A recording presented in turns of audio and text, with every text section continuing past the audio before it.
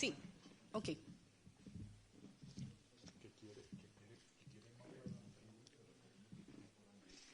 Muy buenas tardes para todos y para todas. Les damos la más cordial bienvenida al Salón Conferencias de la Casa de Nariño, donde el presidente de Colombia, el señor Gustavo Petro Urrego, ofrecerá una conferencia de prensa a los medios de comunicación internacionales, a quienes saludamos también a esta hora. El orden de la conferencia iniciará con la intervención por parte del señor presidente Gustavo Petro Urrego y al término se dará apertura al espacio de preguntas por parte de los medios de comunicación. Señor presidente, tiene usted la palabra. Bueno, gracias. La coyuntura de estos días, reciente, para no introducir otros temas que nos han convocado en el mes que acabamos de vivir, nos colocan en el escenario del Caribe y en relación a un tema que tiene que ver con el mercado de la cocaína, sus desarrollos o transformaciones en los últimos tiempos, y de ahí se ha derivado una serie de tensiones políticas que ya están al interior de los Estados Unidos, que están al interior de toda América Latina. Estamos de cara para el 8 de noviembre, 7-8 de noviembre, reunirnos en la COP30, Belém de Pará, Brasil, el mundo. Quedará el interrogante si Estados Unidos asiste, y versará sobre la crisis climática, un eje que ha sido de mi actividad política en la última década por lo menos, y es la prioridad de la política exterior de Colombia. Ustedes verán que tanto hemos alejado de esa prioridad, pero cuando llegué a este gobierno y por voto popular se estableció, y así está en la ley hoy, que la prioridad de la política exterior de Colombia es la lucha contra la crisis climática.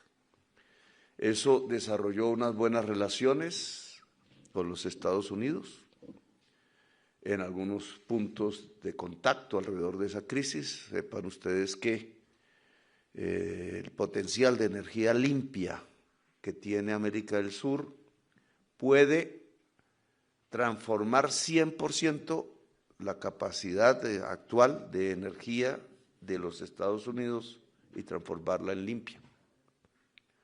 Es decir, buena parte, casi yo diría el 30-40% de la solución al problema de no dejar avanzar más la crisis climática pasa por un gran acuerdo americano. Y fue planteado Biden en su momento. Y hablamos, tuve 4 conversaciones directas con él, muchas conversaciones ya sectoriales aquí y allá. Hubo una buena relación alrededor de esta materia. El principal eje de política exterior de Colombia hoy no es el principal eje de política exterior de los Estados Unidos, como ustedes saben, y quizás ese es en realidad el hecho que va separando en la política internacional a los dos países. Pues bien, tendremos COP30 ahora, dentro de unos pocos días, y el 9 de noviembre tendremos en la ciudad de Santa Marta, una ciudad muy bella para quienes no conocen, quizás la primera en construirse en América toda por europeos. Santa Marta en el Caribe y en un lugar paradisíaco que es la Sierra Nevada de Santa Marta. Allí se encuentra Europa y América Latina y el Caribe. Es una reunión que queda prácticamente rodeada por el acontecimiento coyuntural.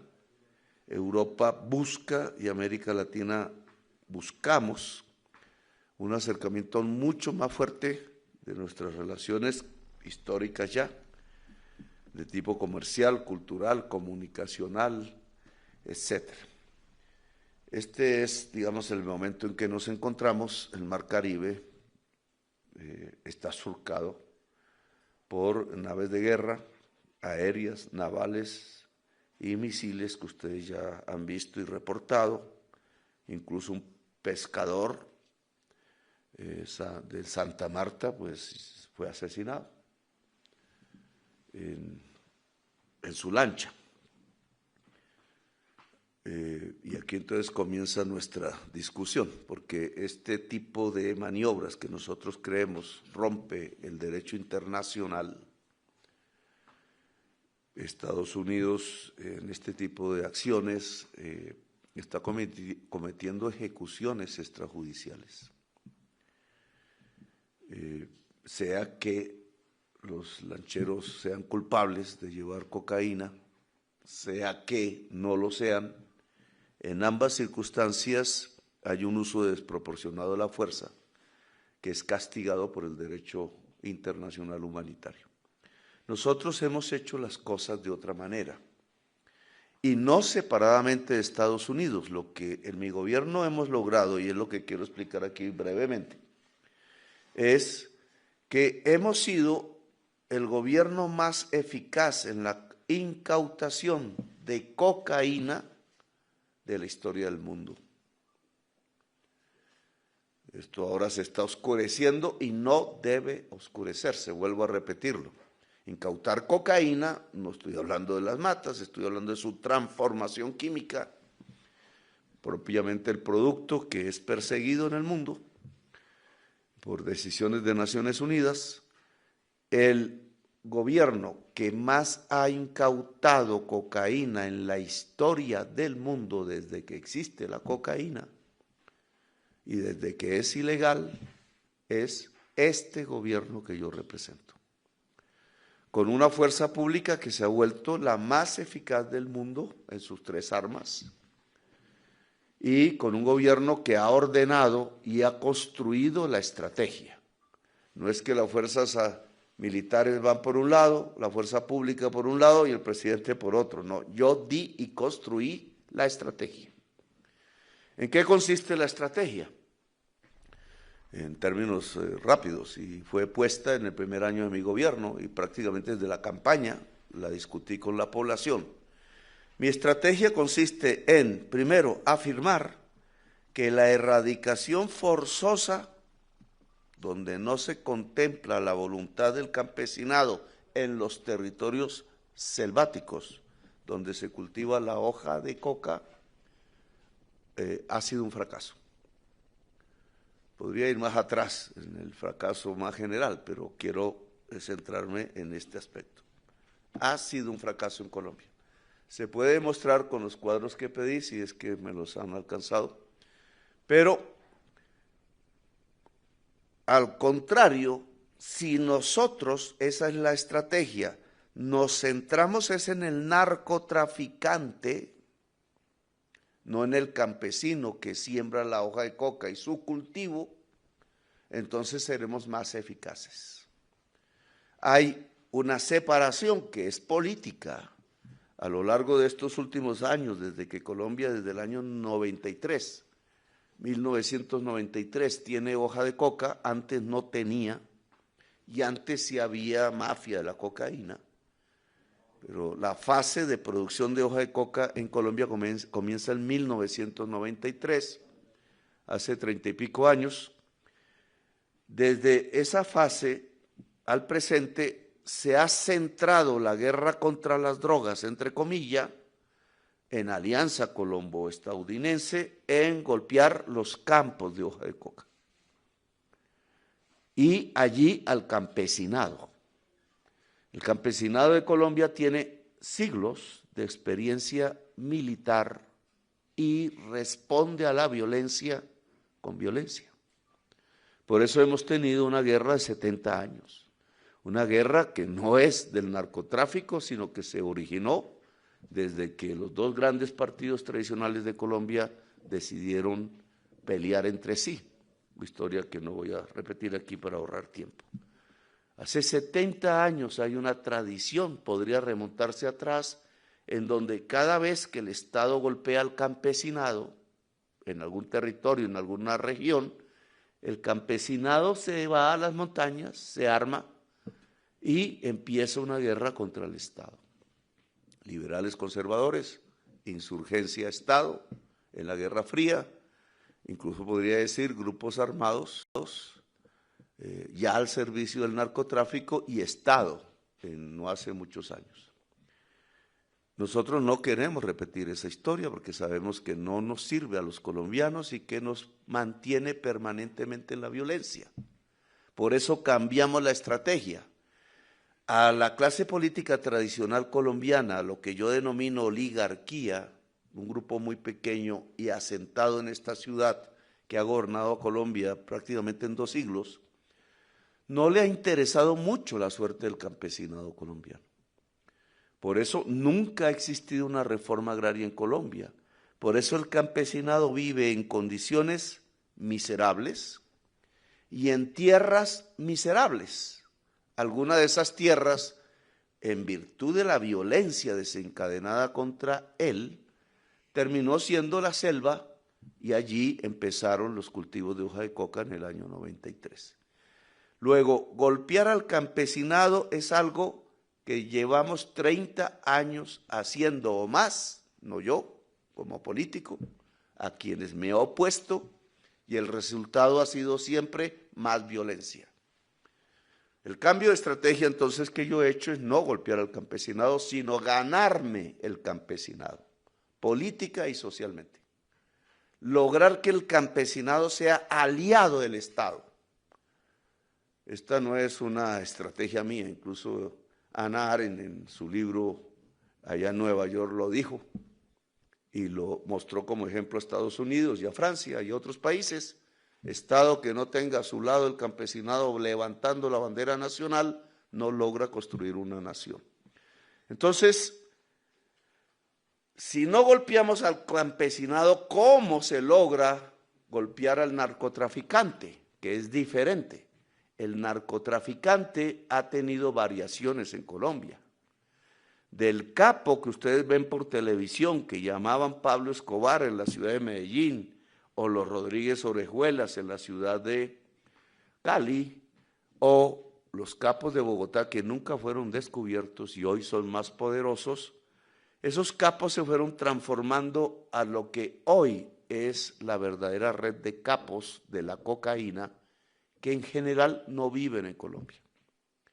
Algunos son colombianos, muchos pertenecen a mafias europeas diferentes, articulados con los colombianos, albaneses, italianos, franceses, etcétera, y aliados a mafias que se han configurado en América toda, uruguayos, paraguayos, mexicanos y estadounidenses, que poco aparecen en la prensa.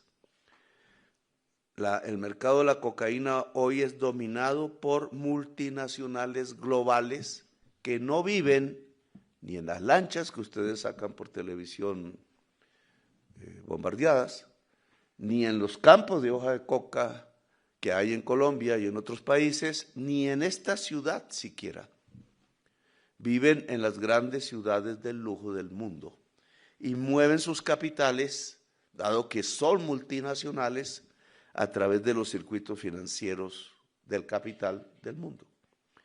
¿Cómo golpear a esos narcotraficantes? Nosotros propusimos la estrategia que voy a describir. Incautar cocaína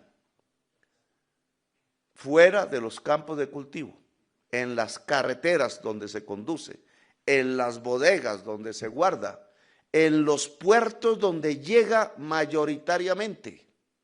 La cocaína mayoritariamente no sale en lancha, sale en grandes contenedores de buques mercantes escondida, en los grandes buques que van hacia Europa o que se van hacia Estados Unidos, que llegan a los puertos colombianos, si es del Pacífico, fundamentalmente Buenaventura, si es del Caribe, fundamentalmente Cartagena, Barranquilla y Santa Marta. Si ustedes hacen una tabla, cogen una tabla de tasa de homicidios de Colombia por regiones, encontrarán que de las regiones más violentas que hay en Colombia son los puertos, que incluye algunos aeropuertos. Eso significa que la ruta del narcotráfico de la cocaína hace de los puertos uno de sus lugares estratégicos porque es el lugar de envío. Controlar puertos para el narcotráfico ha sido una lucha Lo ha logrado relativamente a través de su infiltración en el poder político y estatal colombiano, y nosotros hemos librado en estos años una lucha por quitarles ese control.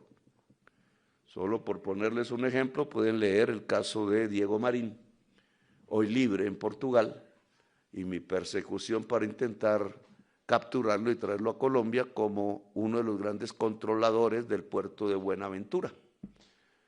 Contrabandista, es decir, lavador de dólares del narcotráfico. Bien. Aquí, entonces, saco una conclusión. La lancha hay que detenerla, pero yo no puedo decir que en la lancha rápida va la mayor parte de la cocaína.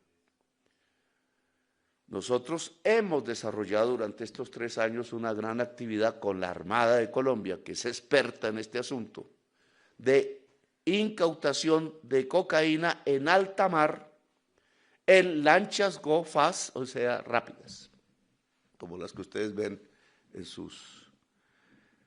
Esa incautación en puertos, en carreteras, en el mar, incautación de buques que llevan la cocaína no dentro de los contenedores, sino en el casco sumergida, dentro de los contenedores, en los puertos de llegada o en los puertos intermedios, porque gracias a una actividad de inteligencia policial, militar, de la Armada, articulada, y ese ha sido otro de mis esfuerzos, a todas las policías del mundo pertinentes y sus cuerpos de inteligencia, coordinamos con Italia, coordinamos con Alemania, coordinamos con Francia, coordinamos con España, coordinamos con las policías árabes, coordinamos con las policías y organismos de inteligencia de los Estados Unidos, con todos los países suramericanos del Mar Caribe, etc.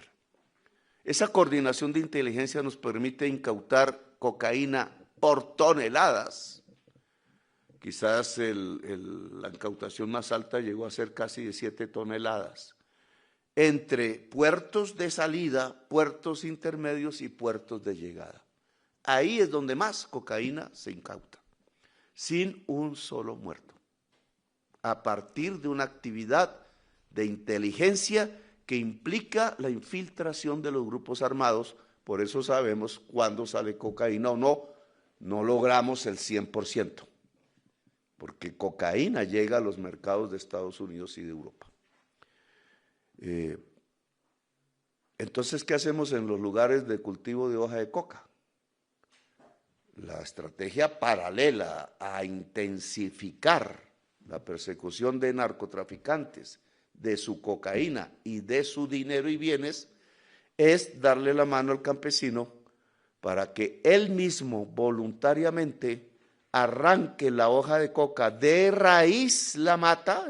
Esta palabra de raíz es muy clave en explicar por qué fracasamos antes y por qué ahora tenemos más éxito, y lo sustituya con ayuda del Estado. No hemos tenido más ayudas de nadie en productos lícitos que tratamos de apoyar, puedan producir una prosperidad en la familia campesina. Aquí ustedes ven algunas actividades. Esta es sustitución forzosa, no hay campesinos. Generalmente hay minas. La cantidad de soldados heridos y policías en esta actividad ya se eleva a 400, muchísimos muertos.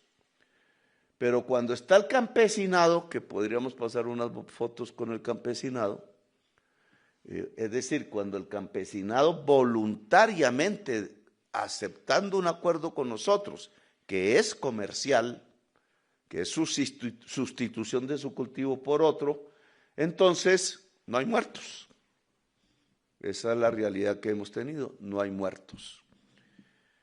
Perseguir los bienes y los capitales del narcotráfico ha sido eficaz dentro de Colombia. No hemos podido fuera de Colombia, que es donde más se ubica la riqueza narcotraficante de la cocaína. Es decir, el mundo está fallando, y lo decimos nosotros, se lo dije a Trump, en un tratado eficaz, existen algunos, pero no eficaz, que nos permita en cualquier lugar del mundo incautar dineros y bienes de los capos del narcotráfico. Solo hemos logrado con eficacia en Colombia. La tierra que yo he podido quitar, o a través de la justicia, porque no soy yo, es la justicia, los procesos judiciales, se llama extinción de dominio y pasa a un organismo gubernamental que yo sí dirijo, que es hoy se llama la SAE, Sociedad de Activos Especiales. Toda la tierra por centenares de miles de hectáreas fértiles, ya no selváticas, las hemos entregado a la Agencia Nacional de Tierras para que se la entregue al campesinado pobre de Colombia, que es una forma de mitigar la posibilidad de que crezcan cultivos de hoja de coca. Ahora no sé si tenga el cuadro para ver quién está manejando el cuadro. El mapa del año 2023, por favor.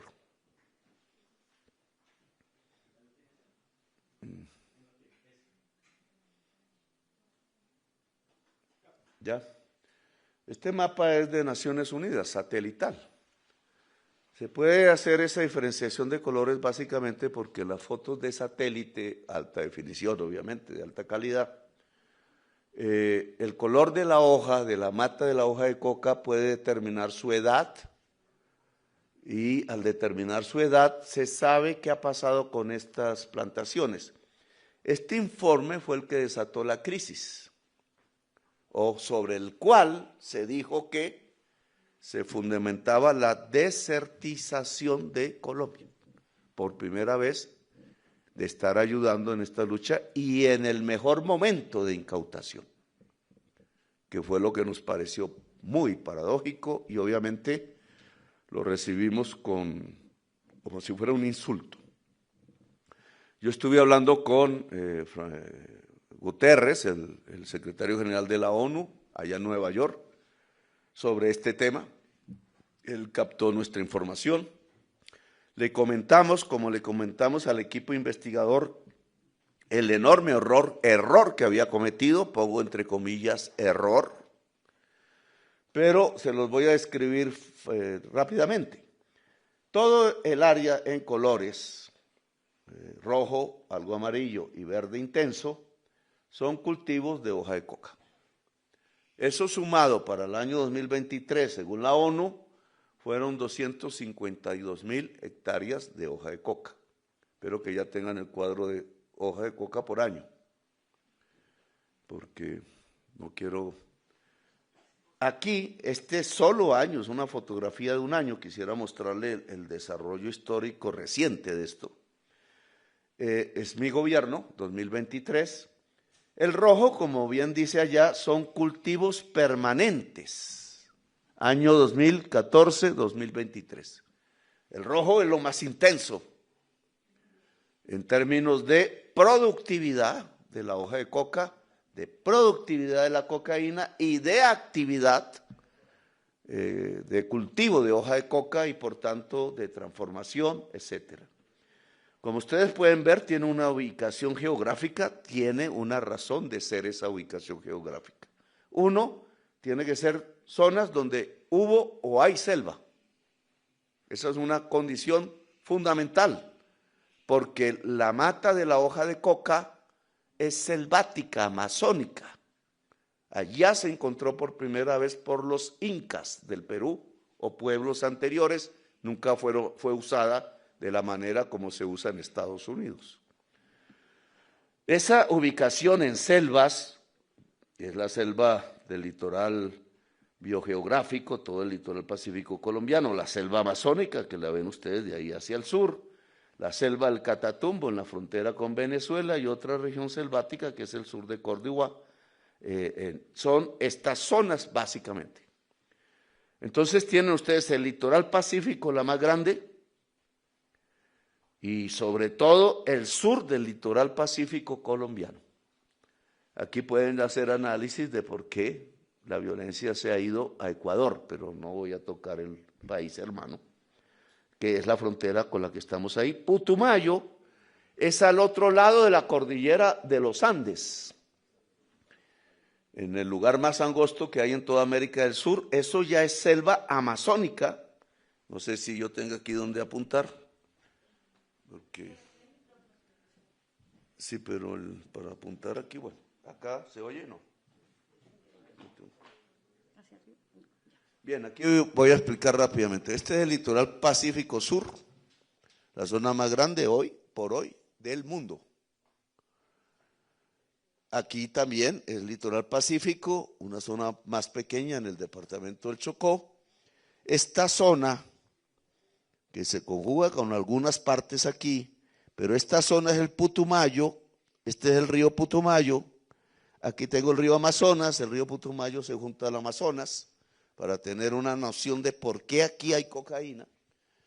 Y esto le llamamos el nordeste antioqueño, sur de Córdoba, nordeste antioqueño, sur de Bolívar, algo de la zona de, que obviamente apunta es hacia el Caribe, y este es la única zona de potencia cocainera que hay en la frontera colombo-venezolana, que le denominamos Catatumbo. Para ubicación del que no esté sintonizado, aquí está el lago de Maracaibo y sale al mar. Prácticamente es casi caminando que se puede ir de aquí al lago de Maracaibo y sale al mar. ¿Cuál fue el error de Naciones Unidas? El verde, que es un área importante del total, dice ahí, está abandonado en los últimos 3 años. Es decir, no produce cocaína.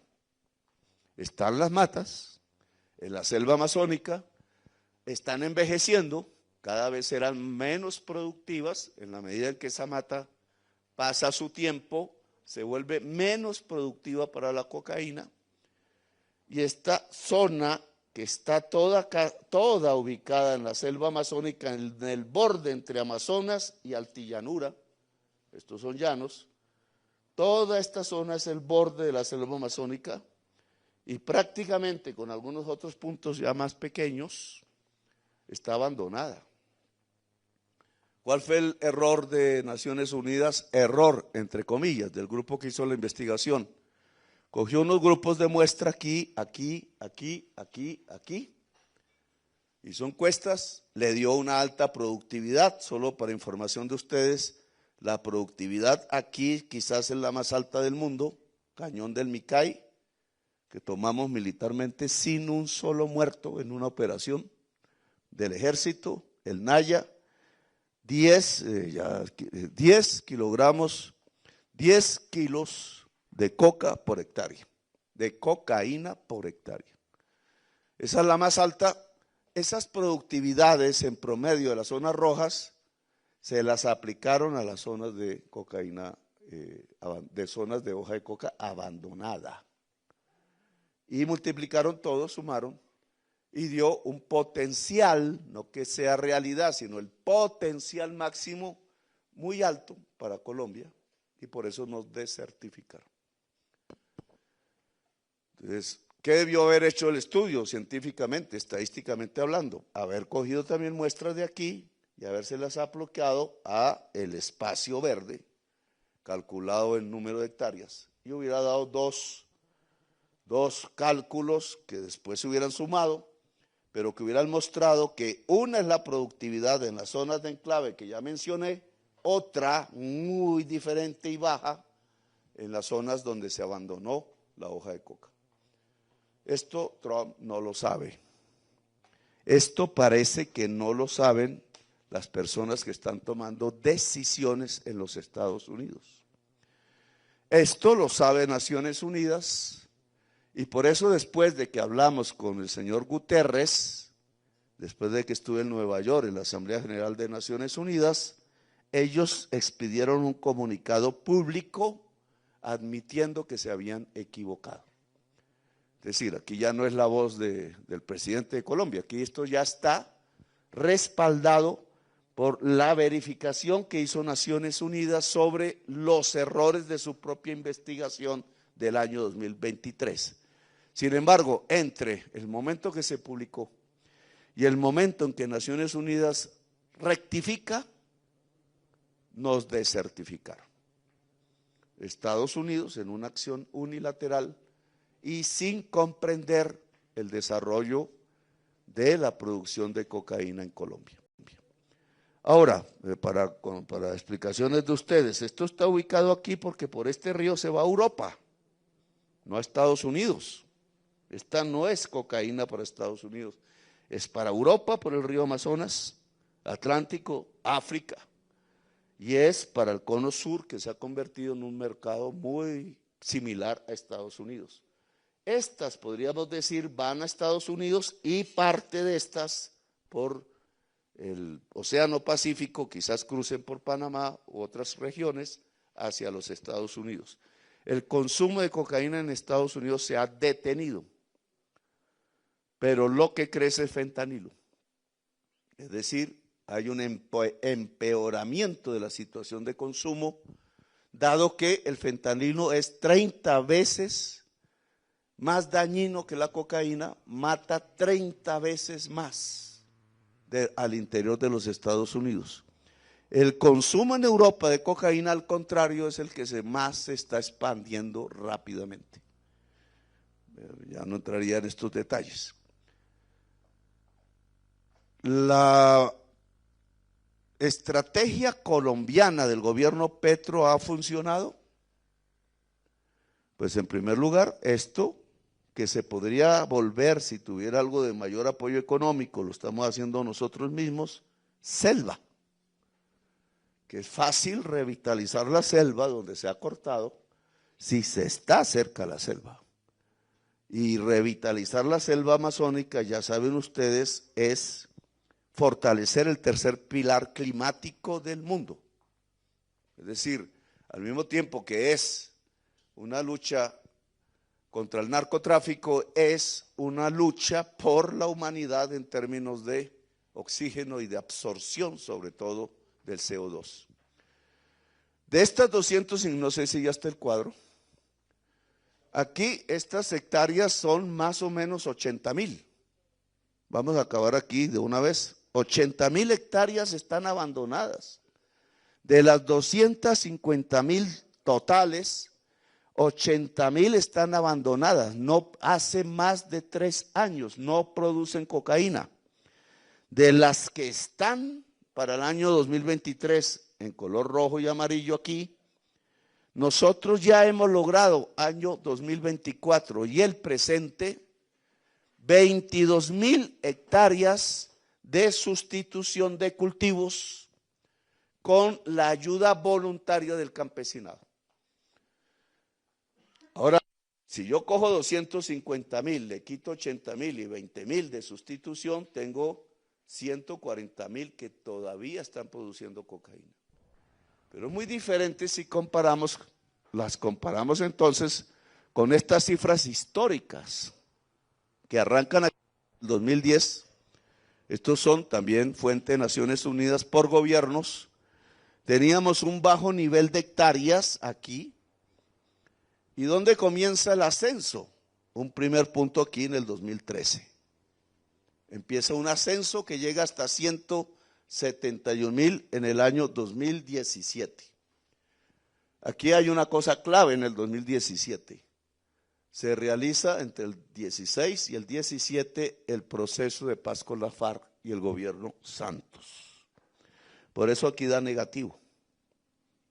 Negativo el crecimiento de hojas de coca.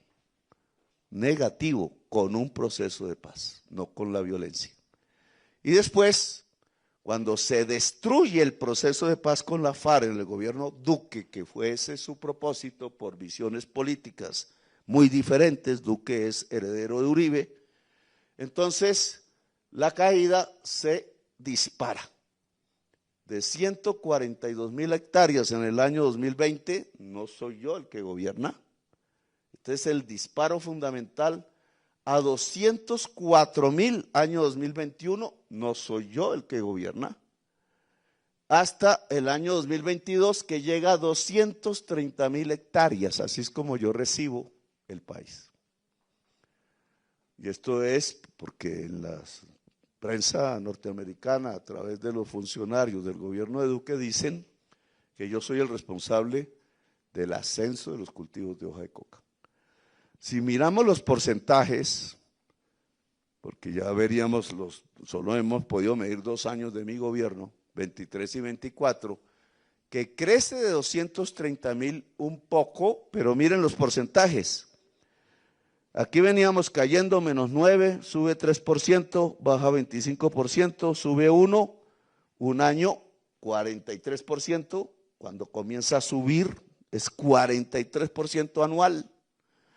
Se repite 39% anual en el siguiente año, se repite 52% anual ya en el año 2015-16, 17% 16 y se detiene proceso de paz, -1, -9, -8.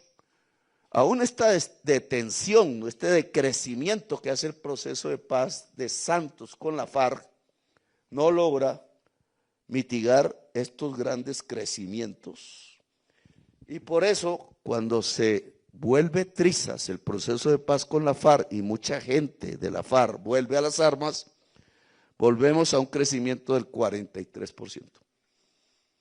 Que es el que dispara hasta 230.000 hectáreas realmente la hoja de coca como la recibo en mi gobierno.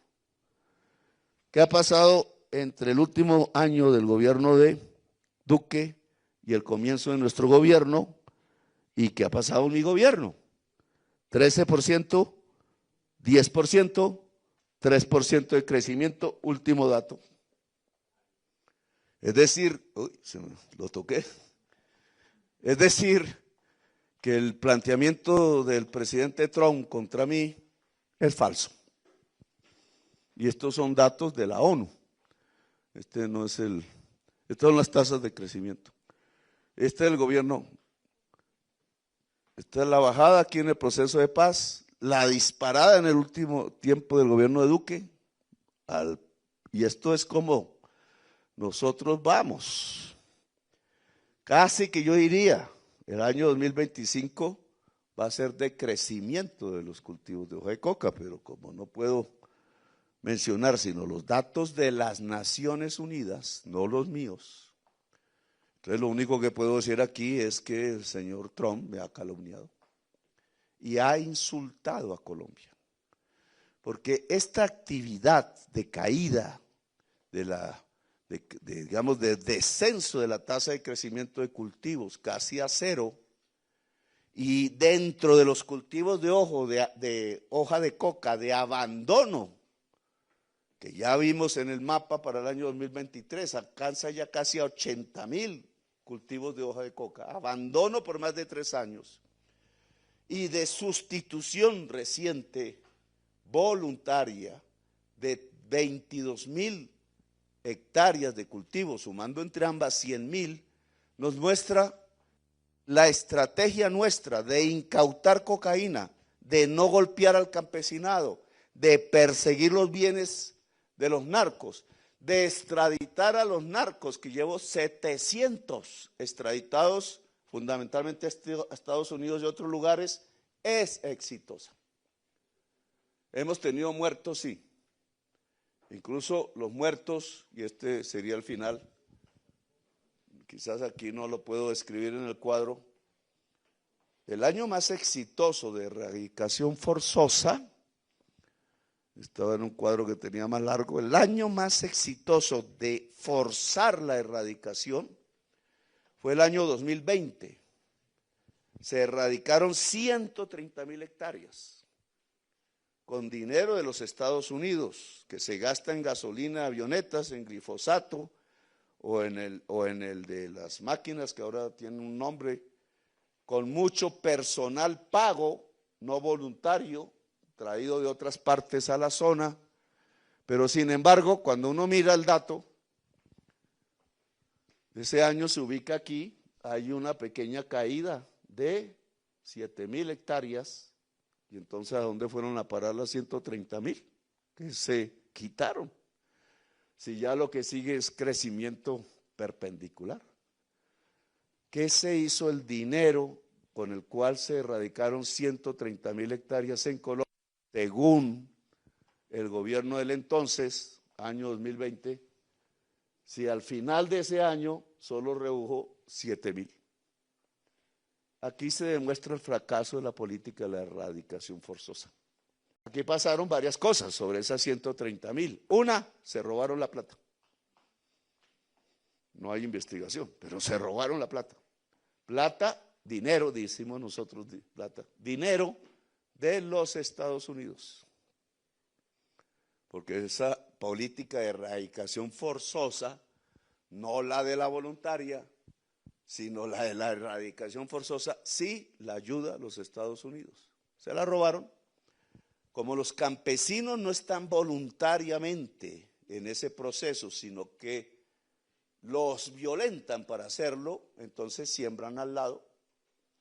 O al caer el veneno del glifosato, cae en la parte de arriba de la mata, le da pereza al trabajador pago que no tiene sino, y no arranca la raíz, que por eso decía que le pusieran cuidado a esa imagen.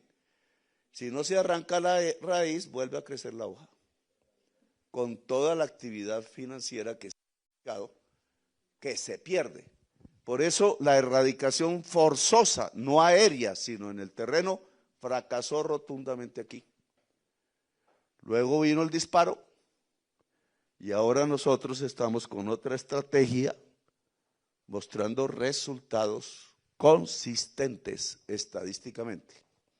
Bueno, creo que ahí dejamos, porque creo que me alargué mucho. Muchísimas gracias, señor presidente, por presentar esta estrategia y las acciones del gobierno del cambio en la exitosa lucha contra las drogas. En este momento vamos a dar inicio a la apertura de las preguntas por parte de los medios de comunicación y las agencias internacionales que nos acompañan. Hay que anotar que son 5 preguntas por parte de 5 medios de comunicación, incluidas agencias. Esto en común acuerdo entre los medios que nos acompañan. Iniciamos con Camila Osorio, del País de España. Presidente, muchas gracias. ¿Cómo está? Bueno, el presidente Trump ya ha anunciado 2 veces, el domingo y ayer, que piensa cortar sí o sí la ayuda a Colombia, lo que incluiría la ayuda militar o a la fuerza pública.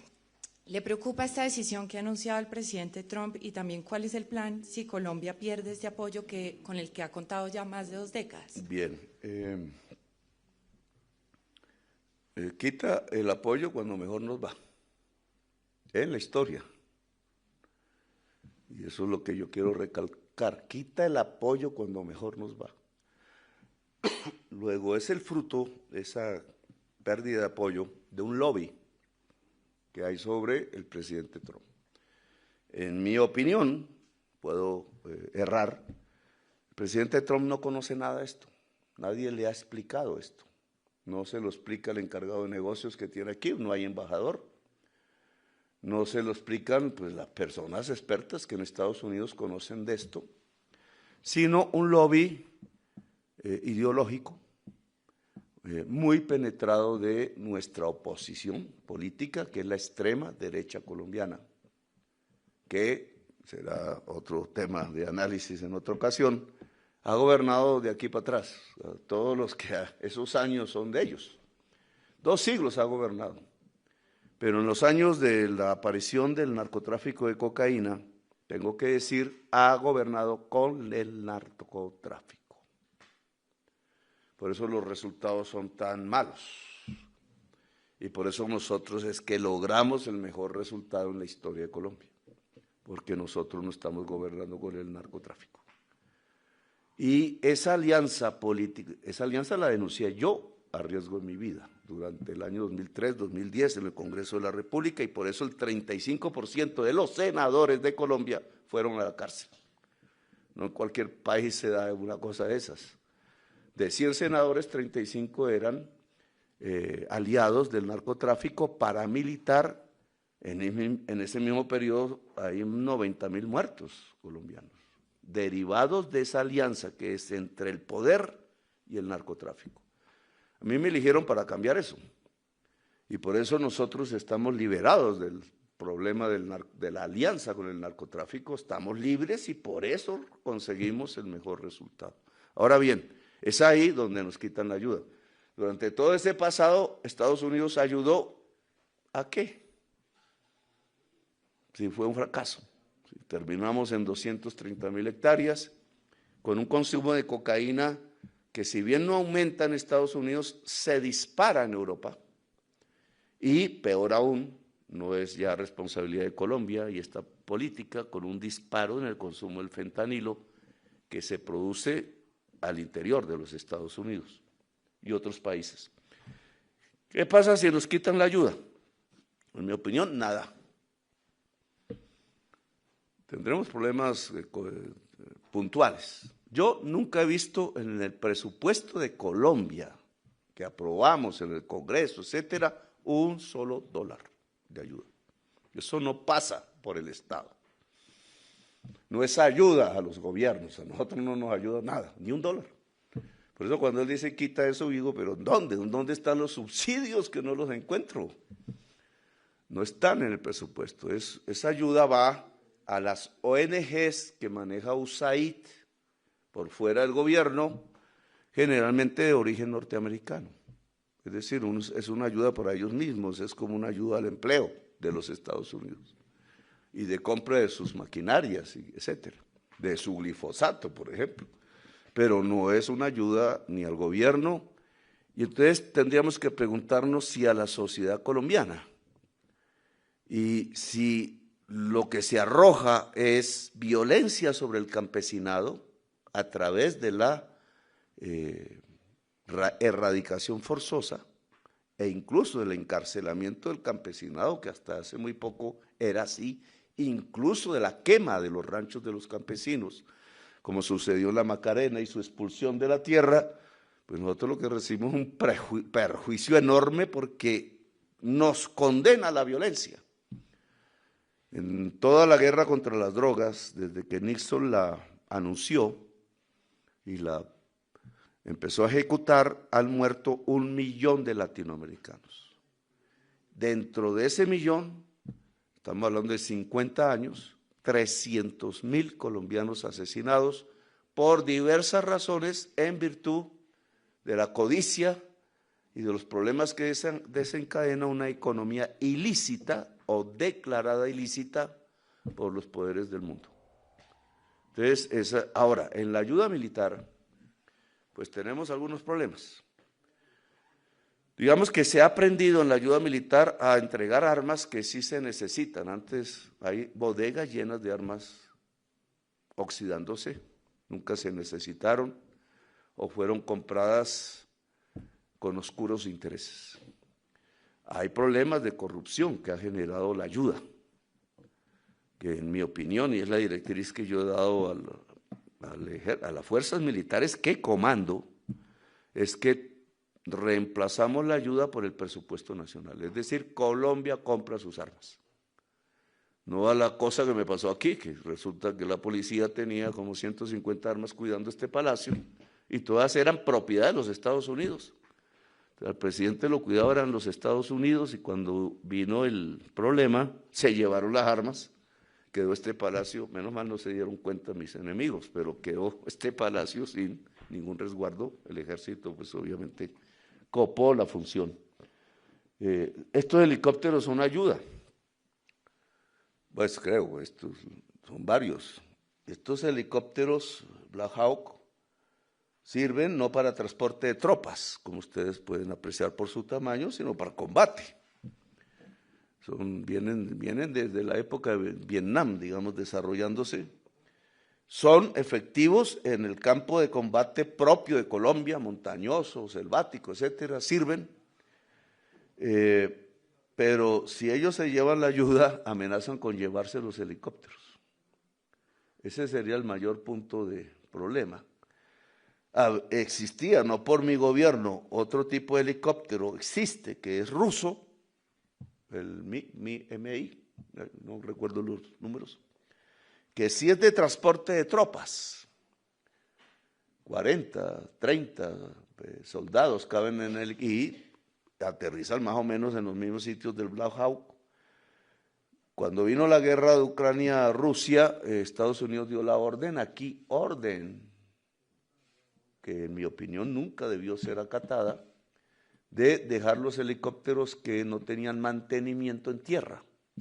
El mantenimiento se lo daban las empresas rusas.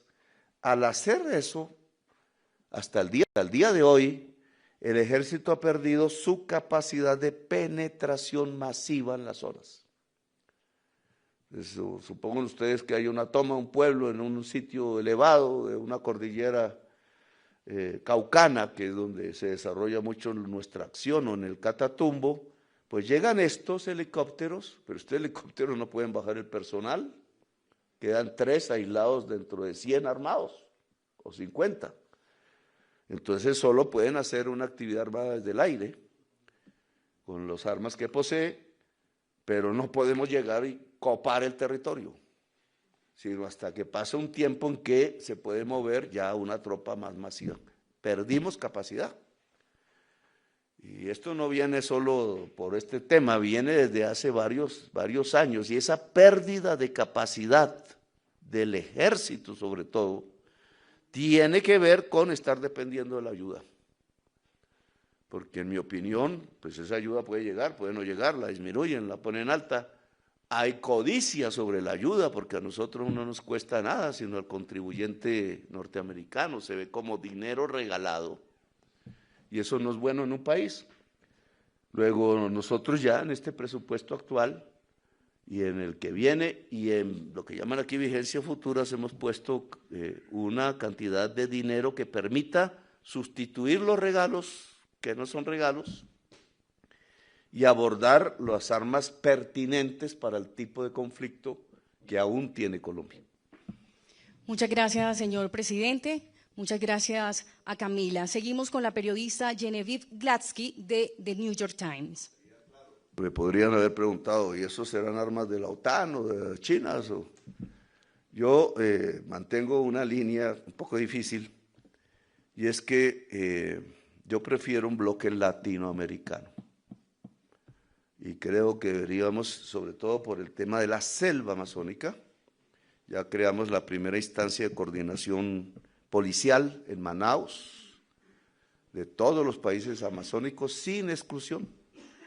Y podríamos extender esa experiencia amazónica hacia el conjunto de Latinoamérica. Yo soy partidario de esa tesis. Muchas gracias, señor presidente. Ahora sí, Genevieve Gladsky de The New York Times. Hola. Señor presidente.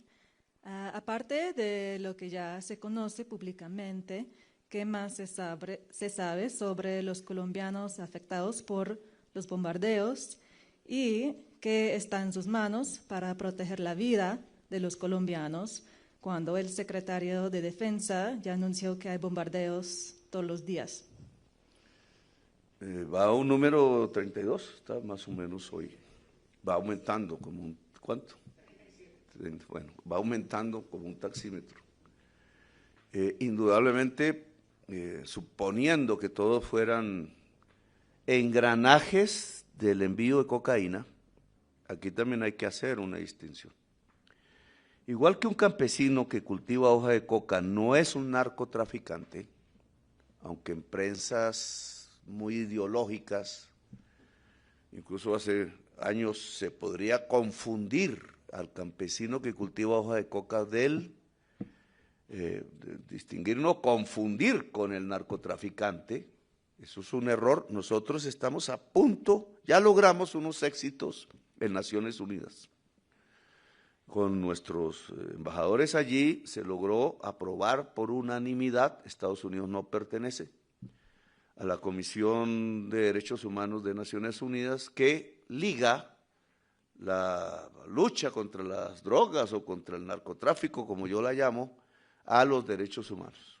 Es decir, desde el punto de vista de la resolución de la Comisión de Derechos Humanos de Naciones Unidas, lo que se está haciendo es absurdo y es una quiebra de derechos humanos de la ciudadanía. Ahora, ¿de quiénes?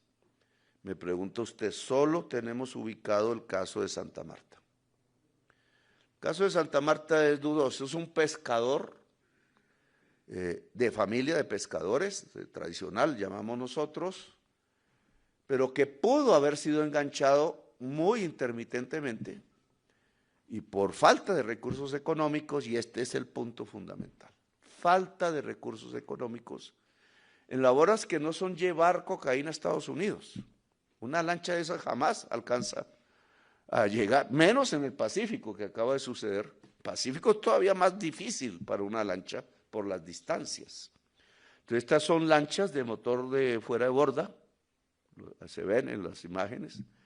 Esas lanchas no alcanzan 7 horas, 6 horas, no llegan sino a otra isla, a otro, ahí desembarcan quizás, o desde un barco intermedio cogen pues lo que lleven ahí y eso sigue en otro tipo de ruta. Y entonces decirle a estos lancheros narcotraficantes, pues idiomáticamente, en mi opinión, no es, son obreros del narcotráfico. Igual que hay campesinos que terminan dándole insumos a través de la hoja de coca por un dinero y por su situación de pobreza, en el mundo del Caribe, de donde yo nací, entre otras, las carencias también son tan grandes que muchas personas dedicadas a la pesca y al uso de la lancha por fines turísticos y otros terminan prestándoles servicios al narcotráfico. El caso de San Andrés, que es el que yo conozco, una isla hermosa, San Andrés y Providencia, cerca a Nicaragua, pero colombiana, es que si uno va allí, ustedes podrían ir y habla con las señoras, las mamás, hay centenares de jóvenes que están presos en Estados Unidos porque saben manejar navíos, y hay centenares de jóvenes que fueron asesinados por la misma mafia, porque al conocer la ruta, la mafia empieza a sentir temor del piloto que la denuncie, y entonces mata al joven. Entonces ahora tenemos 3 circunstancias que afectan a un joven cualquiera en una isla del Caribe con cualquier idioma. Lo pueden poner preso, lo puede matar un misil, lo puede matar la misma mafia que lo contrata. La solución a esos jóvenes no es un misil, es poner universidades en las islas, es de permitir el comercio de alimentos entre las islas, y algo fundamental hoy es permitir fibra óptica poderosa entre todas las islas que haga que se pueda hacer trabajo juvenil relativamente remunerado sin ser obrero de la mafia. Solo tenemos uno, el porcentaje puede ser muy superior, porque en esta actividad el lanchero colombiano tiene una mayor proporción que los demás países del Caribe o del Pacífico Norte. Muchísimas gracias. Seguimos con Al Jazeera, con el periodista Alessandro Rampietti. Buenas tardes, presidentes. Muchas gracias. Voy a hacer, con su permiso, la pregunta en inglés para el canal y la repito en español. President Petro, you said Trump words are slander and that you will sue him in the United States, but what do you think Trump is hoping to achieve with these personal attacks against you? Presidente Petro, usted ha dicho que las palabras de Trump son calumnias en contra de usted y que se va a defender en los Estados Unidos. ¿Pero qué cree que Trump quiere lograr con estos ataques personales en contra de usted? A ver, tenemos un problema que lo acabo de descubrir, y es la traducción periodística de lo que dice Trump. Esta es una población mayoritariamente de lengua española, castellana, aunque somos el 4º país del mundo en número de lenguas, ¿no? Pero son de los indígenas, hemos logrado conservarlas, a veces se pierden. Pero la inmensa mayoría de la población tiene lengua castellana, los periodistas también, y hacen el oficio de la traducción de lo que dice Trump en Estados Unidos. Alguien hace ese oficio, a veces sesgadamente. Entonces aquí se ve una palabra durísima contra el presidente, y en lengua inglesa ya no es tan dura. Como por ejemplo la diferencia entre el joven casposo del curso y el matón, que acaba de suceder en el día de hoy. Bueno, yo no me confío, porque yo no conozco, lamentablemente estudié fue francés y no inglés, entonces ahí me rajo. Pero las personas que saben, hay un sesgo ahí, que si uno va muy rápido para allá o para acá, podemos terminar una guerra. simplemente porque la traducción se hizo mal y malintencionadamente. Lo otro que sucede es que la prensa aquí, sobre todo en Colombia, coge como voceros de la política de los Estados Unidos a la extrema derecha de lengua española en Estados Unidos, y no al conjunto del Congreso, que tiene, como todos sabemos, pues, facetas, tendencias diferentes. Y entonces, esa extrema derecha que yo llamo mayamiense, con el perdón de Miami, pero ahí se fue alojando con mucha influencia la extrema derecha colombiana que vive allá, pues es la que rodea a Trump y habla a la prensa colombiana, es decir, al pueblo colombiano. Y la verdad, la extrema derecha colombiana que vive en Miami es narcotraficante. Y está haciendo un trabajo de lobby que tiene un objetivo, que aprovechando la personalidad de Trump, su amistad con Trump, etcétera, se separe, se dañe la estrategia de cooperación antinarcotraficantes, y los beneficiarios van a ser ellos, los narcotraficantes y ellos, porque además tienen un segundo correlato que creo que es por el que Trump va, que también es ideológico, y es que nosotros, que por primera vez llegamos como movimiento democrático a ganar las elecciones, no volvamos a ganar, y vuelva esto al pasado, es decir, a Uribe, que ya lo tienen listo. Eso, pues respeto la opinión de Trump, pero yo no voy a estar de acuerdo con eso. Y tiene una segunda consecuencia, y es que en medio de las elecciones, que prácticamente ya comienzan en Colombia, prácticamente, está la codicia sobre Venezuela. Entonces, si juntas ambas en una estrategia, golpeemos el progresismo colombiano y tomemos pozos de petróleo de Venezuela, pues aquí de narcotráfico no estaríamos hablando nada, sino simplemente de un derrumbe de una región que podría, a través del derrumbe de sus estados, de su debilitamiento y ante la presencia de estas fuerzas muy poderosas y multinacionales del narcotráfico, pues dejarnos como Libia fue en el pasado, o como es hoy Siria, o como pasó con Irak, y el tiempo de la reconstrucción pues nos llevaría décadas, solo por no producir un diálogo, que es lo que hay que hacer en la región. Muchísimas gracias. Seguimos con Reuters y el periodista Luis Jaime Acosta. Muy buenas tardes, señor presidente Gustavo Petro. Si eventualmente Estados Unidos, a través de Trump, impone aranceles como lo amenazó el fin de semana, ¿qué haría, qué piensa hacer su gobierno para proteger sectores estratégicos de la economía como el café, el banano, las flores? ¿Y cuál va a ser el paso a seguir? ¿Usted va a insistir por el diálogo, por la diplomacia, o van a seguir a través de redes sociales y palabras acaloradas? El 60% de lo que exporta, el 26% de las exportaciones colombianas va a Estados Unidos. Ahí tendríamos el nicho crítico, 26%. Pero el 26% que va a Estados Unidos, el 60% es petróleo y carbón. Le llamo yo lo fósil. Es una exportación fósil, que debería estar en decrecimiento como en todo el mundo, pero el actual gobierno de Estados Unidos ha vuelto a reactivar su economía fósil. Este 60% no le van a poner aranceles. Entonces estamos hablando de un 40% del 26%, que más o menos da, a ver, 4 por 6, 24, 4 por 2, 8 y 2, 10% del total de las exportaciones colombianas, del total. Obviamente es un problema que le suban aranceles al 10% de las exportaciones colombianas, que está en esos productos, no todo el café colombiano, que va a todo el mundo, no todo el banano, que se reparte, sí mucho a las flores, pero yo creo que se puede hacer el esfuerzo de mitigación del daño, si eso llegase a ocurrir. El 60% no va a ser perjudicado porque ellos no van a encarecer su petróleo, su carbón, que les entra a su mercado, pero nosotros sí podemos ver perjudicadas el 10% de exportaciones que queremos poner en otros lugares del mundo, abrirnos. Colombia ha sido demasiado unilateral en su matriz exportadora, tanto en fósil como en destino.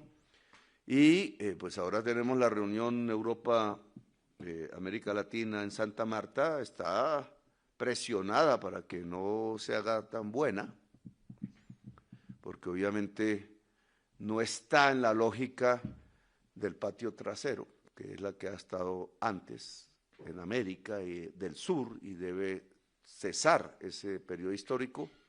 Y también, más que Colombia, los demás países suramericanos con China. Entonces hay una especie de arco, aún no construido propiamente, entre Europa, América Latina y China. Colombia ha hecho un impulso hacia el mundo árabe y hacia otros países del sudeste asiático. Eso lo he hecho yo personalmente. Pero ese campo de nuevas relaciones de Colombia, una Colombia abierta al mundo, un mundo que sepa que es Colombia, porque ni Trump sabe, lo confundió.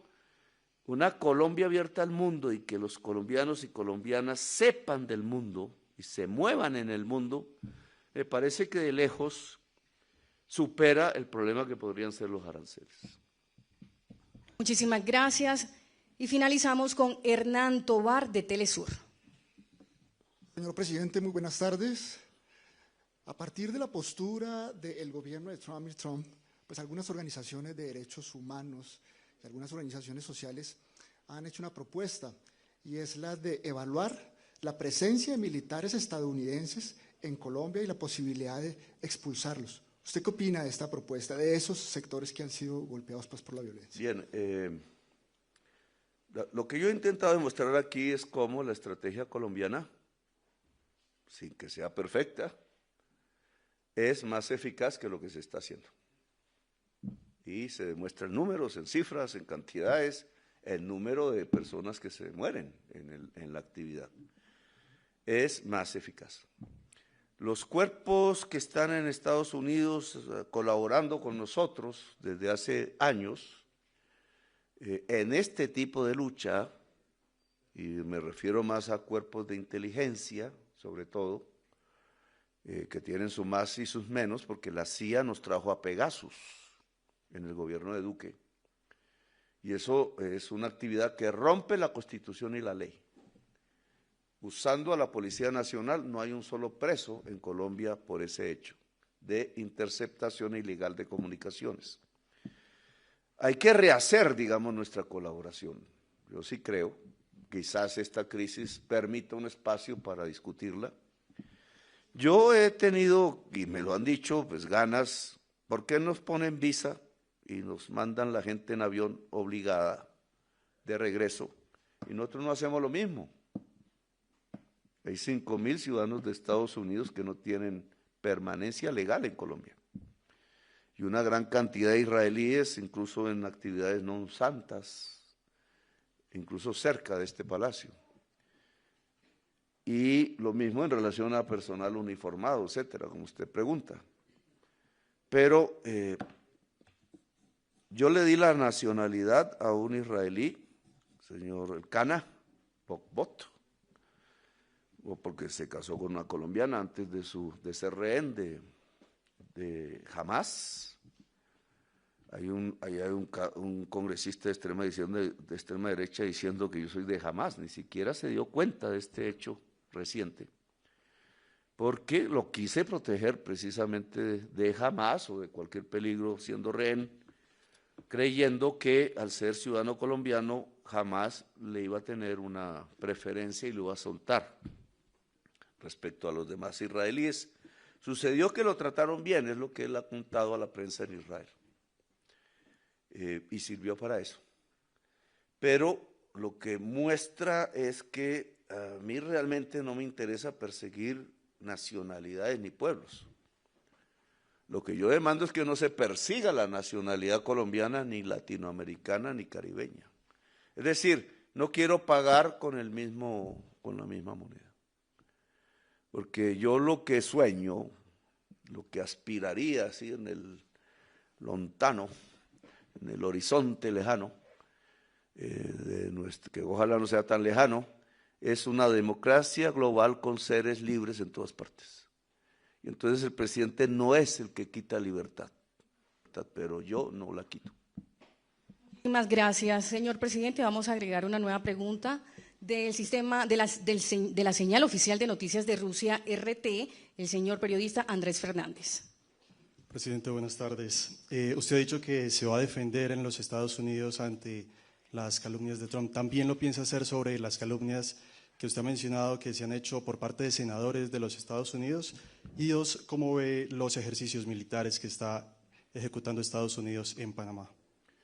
Estuve hablando con el presidente panameño, sobre todo si esos…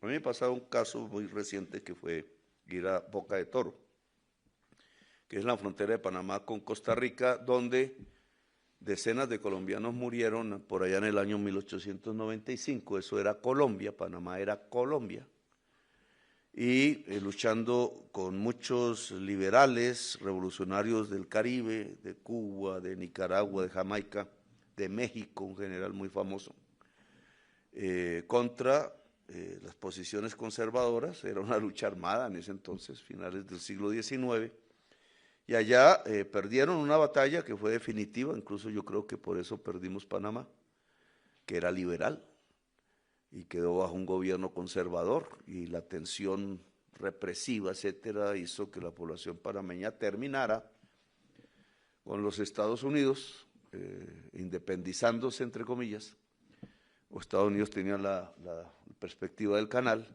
Cuando yo fui, había un guardacostas de los Estados Unidos al frente de mí, en territorio panameño, que cualquier colombiano dice, también es un poco nuestro, pero no lo dice porque se vuelve un problema diplomático. Entonces, ¿por qué estaba el guardacostas al frente de mí?